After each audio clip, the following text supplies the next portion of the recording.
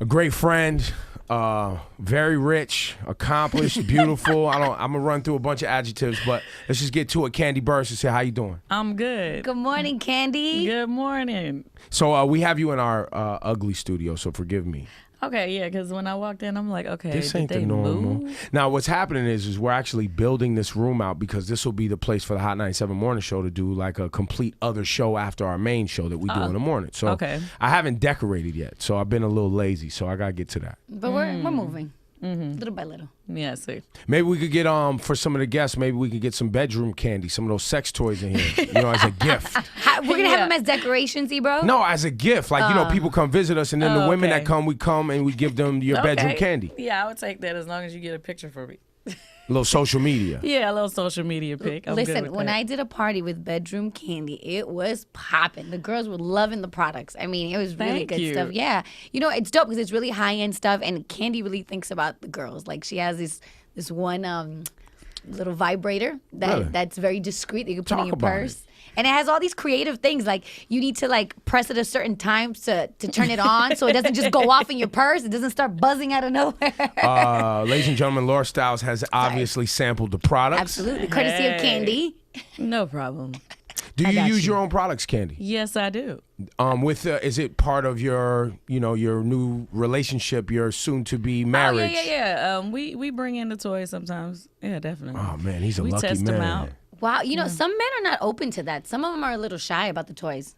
Well, see, that's what I don't understand why guys get intimidated by toys. Now, I can understand certain products, Right. where guys would feel like, okay. Like them not giant that. dildos. Yeah, You'd not be like, that. fam, I ain't But- got all that. But like, say for instance, the little lipsticks and stuff. If he Right. goes down on you and he used that on your Right. your special spot while he's in the other Yeah. spot, and then it's boom, it's amazing. It's So, amazing. How far away are you guys from being married?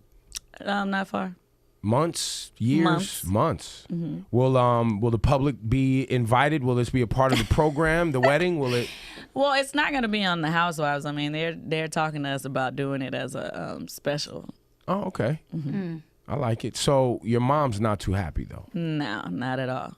How do you deal with that? Because I feel like when you walked in, I was like, I feel like I know you already because obviously I watched the show. But your mom has always been super overprotective of you, and she has every right to be. She's your mother, right? But she Right. feels that the man in your life is an opportunist.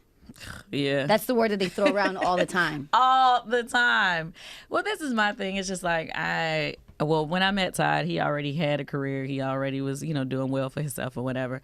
But, of course, because I make more money than he does, my mom, anybody who does not make as much, she's always going to say that, oh, he's trying to get something. He's trying to do this. But I'm like, okay, why does that mean that he has to be trying to be out to get something from me just because he doesn't make as much money as I do? He was doing fine before I met him. He was cool. He wasn't hurting for anything. But it's kind of irritating. It's whack at the same time because it's saying, to me, okay, well, do you think somebody wouldn't just like to hang out with me? Like, I can't just be Got it. fun. I can't be just a cool chick that guys would like to date. Like, what are you saying? So did you?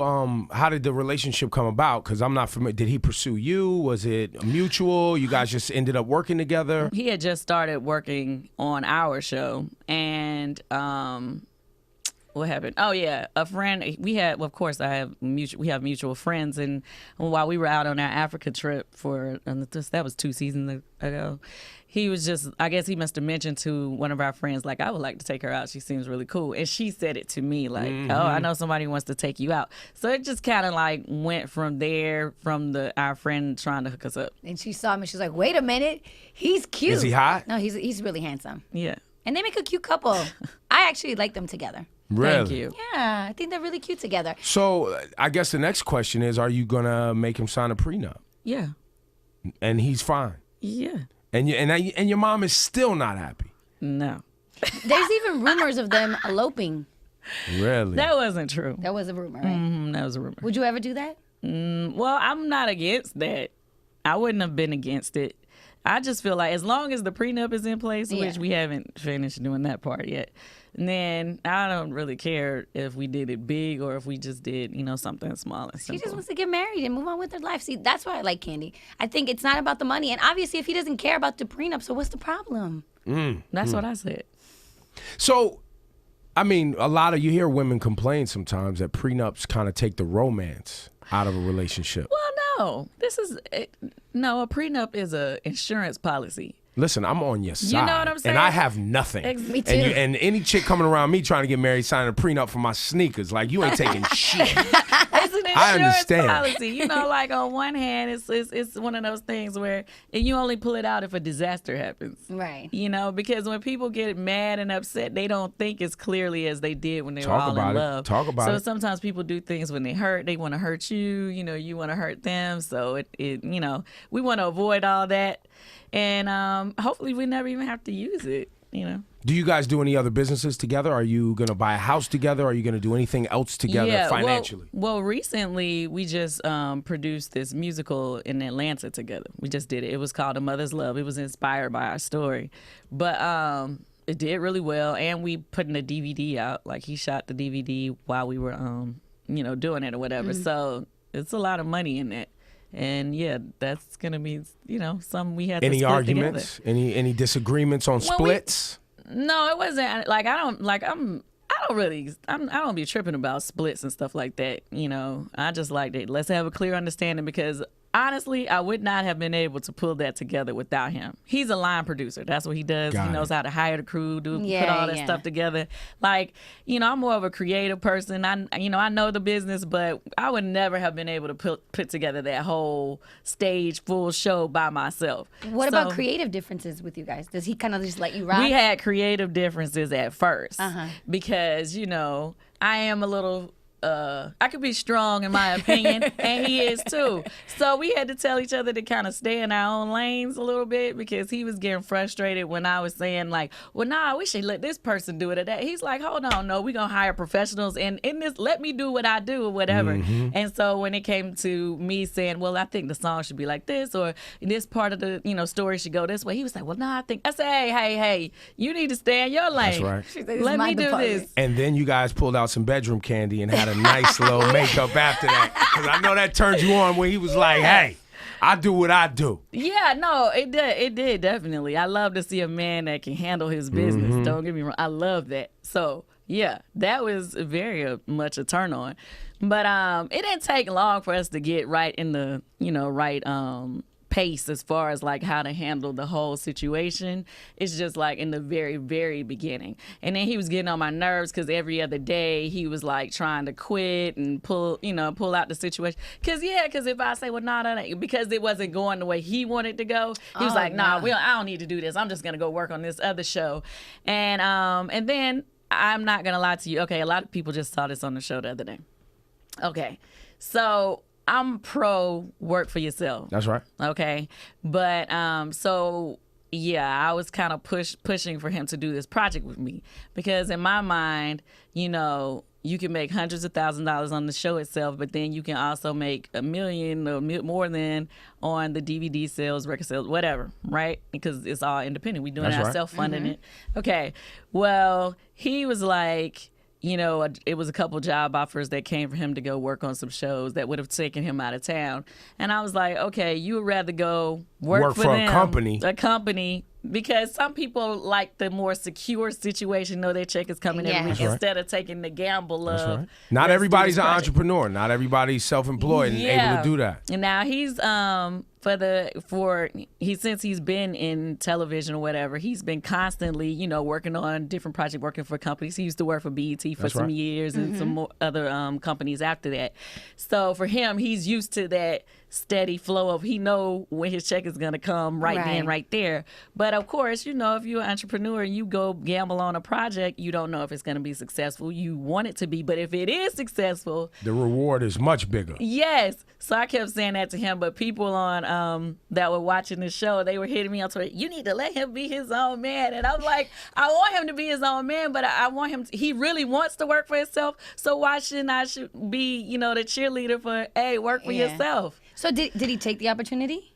Yeah, we did it together. Okay. And it turned out successful, and we are going to be releasing the DVD for A Mother's Love in April. No, I'm saying, did he take the other job though? Was he? Oh, doing no. Nah. He passed up on the other job. Okay. And then, and let me tell you this, and not only that, not only did we do our show, which was, successful itself, but he also had some other TV shows that he was pitching that are getting picked up right now that he's in negotiations. If he would have went and did the other job, he wouldn't have been able to shoot the stuff for the shows he was working on to make that happen. What's his name?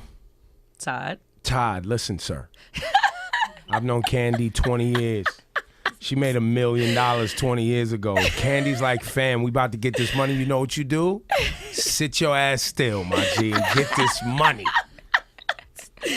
Listen, but see, on the other side of this, somebody be like, see, that's an opportunist. They'll just do, but it's not that. He's doing his own thing. Right. I'm just being supportive and being that cheerleader, like, come on, let's go, let's get it. But also, you're kind of savvy when it comes to taking risks. How many times have you rebuilt yourself? A few times. Right. This is maybe your I'm a fourth gambler. time, maybe fifth time. Yes. It's been multiple times. You're right. I mean, we've been knowing each other a very long time. That's right. And for me, I've never had a regular job, not even as a kid. Like, I got signed, with Escape when I was 16. So I've never had a job where I've worked for someone else.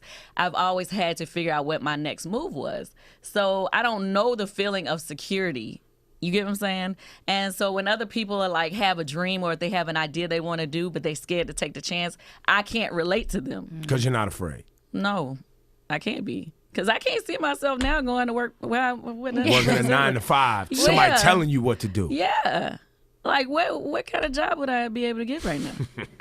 I love it. Like, so, seriously. I mean, but on the money front, talk to us and talk to the people, too, who have followed your career a long time, who, maybe have a dream or want to be where you are and don't necessarily know how to navigate the financial part, because I'm sure you lost a lot of money early on. Yes, of course. Okay, I am pro live below your means. Okay. I was looking at financial books and everything since I was a teenager, just because my mom was always, don't put all your eggs in one basket, da da da. And I didn't go to college. So, you get kind of scared, like, okay, I made all this money right now, but what am I going to do now? So I knew, like, I didn't want to put myself in a position where I was living so expensively that I would, if something happened and next year, 2 years from now, I'm not making the same money, I couldn't afford my lifestyle. So that's the first thing. You got to live below your means. And if you want, and let's say, for instance, if you're just starting out, it's some people that, okay, if they have an apartment and they can afford $1,000 apartment, they go get $1,000 apartment. That would not be me. If I could get the $1,000 apartment, I'm going to try to find the $600 apartment and save the $400 a month to go towards something that I want to invest in as far as my idea or some business that I want to do. And so a lot of people handicap themselves from being able to go after their dream because of the lifestyle they've become accustomed to. They can only afford it based off of the check that they have been Or making. they're trying to put up a facade for everyone else to make Right. people feel like they're more accomplished than they actually are. Right. So to me, it starts off with the investment, to be able to take that financial investment in yourself. Because I hate when everybody wants to ask somebody else to give them some money, but they haven't tried, or they don't, take the chance with their own money. They haven't started putting up any money of their own. They want to go ask everybody else, well, I need, would you give me the money to do this or that? Well, what have you put into it? What are you doing? Right. So I'm not going to let you gamble with my money, and you scared to gamble on your own self. How often does that happen to you where a family member is asking for something, or That even a friend? happens all the time. Really? All the time. Yeah. I mean, I always think that I'm blessed because I don't mind sharing, but I have gotten to the point now where I have to see what you're doing with it. Like, I'm constantly having to bail somebody out of something. Oh, my house about to go into foreclosure. Oh, this, boy. oh, that, But it's just like, okay, well, if I give you this, how are you going to continue this? Or am I giving you this money to be thrown out the window because you're going to be right back in the same position 2 months Right, because later? you don't want to be an enabler either. Right. Yeah. And at times I have been an enabler, but now I have to rethink the whole situation because I find people be wasting my money just like they wasting theirs. So you're willing to cut off family. It's not a problem. No, Even if people are like, I listen. never cut off family. What if they turn on you? Oh, you change. You ain't looking out. You ain't got no love. You ain't taking care of us. I haven't really had that situation because I do show love to my family or whatever. I haven't, and then we're tight. Like my family members, like it's a big family. My mom's the youngest of 14 kids. I have a million cousins. I'm not close to all of them, but a good 80 of them I am. Seriously. Right. So, I've tried to help a lot. You know what I mean? And I don't like when people expect me to do everything for them either. Like, say, for instance, if you want to be in the music industry and you're singing, but you're looking at me like, well, what you going to do for me? Why you ain't put me on yet? Well, what have you done? Right. You know what I'm saying? I hate when people do that because what people don't understand is it's work for me to maintain what I'm doing. Like, just because people look at me and say, oh, well, you already made it. It's harder, like, once you made it, or quote unquote made it, it's harder to maintain, what you're doing than it is to have never had it at all. Like, because think how many people we see get success and then the next year we don't even think about them. They're gone. It's right. True. So it's a constant work to just keep something going, to keep on people's minds, you know what I mean? Are you, since you know what kind of money people are making based on the money you're making on these reality shows, a lot of people listening to us right now, watching us right now, they see these people on television, they automatically think that they doing it. And that's relative, obviously, because the people who could be watching it aren't doing as well as the people on television because everybody's doing it is based on how they're doing. But talk about that money. Like, somebody jumps up on one of these reality shows. How much money are they actually making? A new reality show. A new reality show, they're not making anything. Zero. A lot of times. So if they are getting anything, it may be like $2,500 an episode to $5,000 at the most. And that might be 12 episodes, let's say, which maybe. But most of the time, like, say, for instance, the women who started out on our show, in the beginning, they didn't get anything for that first year. They got like $5,000 for the whole season just for the use of their house. Right. When I first came on, they didn't really hardly pay me anything either. It's a lot of those shows do not pay a lot of money. This is what I always say to people. Don't go on the show thinking you're going to make a big lick off of the salary. Think more so about it's your infomercial. How are you going to make this show sell your business, your product, or whatever? And if you're walking into this show without a business, then you just going on there to make an ass of yourself. The only thing you're gonna do is make money off of the appearances. So you see all these celebrities that are doing appearances at clubs.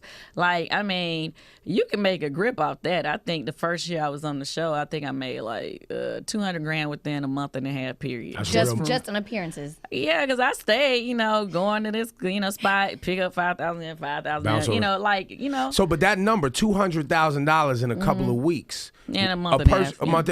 Someone hears that. They have never seen that kind of money in their life. So they're 18, 19 years old, and they getting, and where I'm taking you is I hear women now, young women, come to me and say, my friends, they all off in this reality show. They want to be models. They want to be this. Because they honestly believe that their way to getting a check is to get on a reality show in some way, as a bartender, as a stripper, or on Instagram. But this is the part that you have to remember.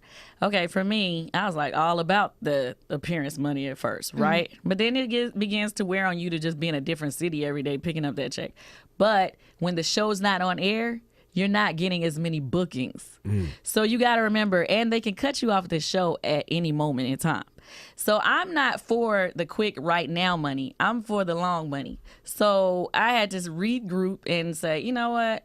I'm not trying to pick up all these appearances from the appearances you setting up for me. I'd rather be my own promoter, start setting up my own events, and I get all the money. You know what I mean? Or I want to start a movement to where it's going to be something that keeps going after I'm off the show. So that's when when I went into the second season, before I even went on, I was like, man, please, I got to have something else outside of this because I don't know how long I'm going to be doing the show. So I was like, okay, I had opened up my store, Tags. And then I also, the following year, so Tags Boutique was open. Now we have 4. In Atlanta? No, we have 2 in Atlanta, 1 in Augusta, Georgia, and 1 in Vegas. And we're about to open another one. Wow. But, and then I I had Bedroom Candy was something because that just came to me because of what I was doing with Candy Coated Nights and, all of that. So I bet it came to you. I bet it did. So, I started doing and, started that product later on in, I guess, the season following. But I told myself I was not going to keep being on the show being stressed out and all that stuff, if I didn't have something that, that people could see that I'm doing business-wise that is making a profit. You didn't just want to be standing in the bottles, popping bottles in clubs forever. No, because you can't do it forever. Because once you get kicked off the show, think about the people, the reality stars of Christmas past. It's the ones that's not on the show anymore. How often do you hear about their names ringing in the club? Nah, nobody wants them. Yeah, people might go see them for a year, but people don't really keep going to the club just to see them if they're not on TV anymore. So to me, that wasn't enough for me to just say, oh, I'm making some appearance money. That's not going to do it for me. And yeah, it did it for that moment, that first year where I was like, oh, okay, that's quick money. But after that, I was like, I need bigger. I need something bigger. Yeah. Right? Residual income. Things that are going to put checks in my mailbox when I'm not doing nothing. Exactly. Now, music does that, which I love, but if you don't know, Kandi wrote No Scrubs. Yeah, but I mean. And that check still comes through very nice. Thanks. But it's just like, you want to keep more things going because it's all about having multiple sources of income in order to be a millionaire, maintain being a millionaire. So what is your advice to a young woman who thinks that her fast track to getting a big check in her pocket is to jump on these reality shows? Because now you're seeing, the plastic surgeries getting out of hand and women out here hurting themselves and doing it illegally just to get a certain look on Instagram. Like talk about it because... And you know what? She's from Atlanta, and I know it's super popular, especially the got a lot illegal going butt on. Injections and all that stuff that they women are doing. They got a lot going on down in Atlanta. A lot of that does go on in Atlanta, and I don't know why. Because they want the check. They want to be famous. Atlanta than anybody. Because of the strip clubs, and they want to be famous, and they want to get in the video, and they think it's a fast way to get a check. That's what this is. Okay, well, you might be right. Well, what I would say is if you're going to be on a reality show, go into it with a purpose, have a business. Don't just be happy to be famous. So it's too many people that's happy to be famous. Don't be happy to be famous. Go in there with your plan already put together. Go in there like anything that I talk about on that show. I have to make it happen before the show that we stop taping for that season. Mm-hmm. That is that one thing that I can say that show is done for me. Like I've always been a hard worker, but it's put me on like times 10 because everything I do, I want it to happen before the show is finished taping because I want people to know me as a person who I say what I mean what I say and I do, I do it. Like if I say I'm going to do it, I do it. And I want you to look at me and say, okay, Kandi's going to do it. Like, I'm dependable. If you're going to do business with me, I'm going to make it happen. It's too many women that go on there saying, oh, I wish I had this. I wish I had that. I'm going to try to do this. And you never see it. Yeah. Where is she'll it? put out an idea on the show. So when it airs, it's already out. So you can go ahead and Google Bedroom Candy or whatever's going on, and you know that they'll be able to purchase it and buy it. How many more seasons of this Real Housewives of Atlanta for you? How much more do you think it has in it, in the gas tank? You know what? I don't know, but I wouldn't say, everybody thought I thought it would have been over by now. But this is the highest rated season that we've ever had. Wow. Yeah. And to me, it's one of Atlanta is my favorite. And I know it's and Kardashians is out here struggling. I just read a headline that they having the worst ratings that they ever had. Oh, well, not us. We're over 4 million viewers a week. Wow. So, I have no idea. So you gonna ride it till the wheels fall off. Because what better commercial? No, listen, I'm with you. It's true. Like people say that to me. Well, you shouldn't do that show. I'm like, okay, but it's a million people that wish they had this amount of time to promote themselves, promote their businesses, or whatever. Yeah. And if you just convert 1% of those viewers into buying some of your products or attending your store, and now you have a Broadway play. Yeah, coming to the show. Everybody needs to come see it. Mm-hmm. Hello. No, we was gonna get to that. But I wanted to, have the people inside your mind of how you actually operate. Yeah, but it's like it makes people interested in the other things that you have going on outside of the show. So I appreciate the opportunity that they gave me to be on it. And I know people, now I've been on it long enough to where the check is good. Yes. But I don't want you to think that they'll never make any money. It's just in the beginning, you don't really get that much money. That's right. Hey, I have a question for you. So your fiance used to be behind the scenes. So how have things changed for him now that he's in the public eye with you? Oh my gosh. Now he's still getting used to people coming up to him. Like, it was funny. He was one of the producers for the red carpet and BT Awards.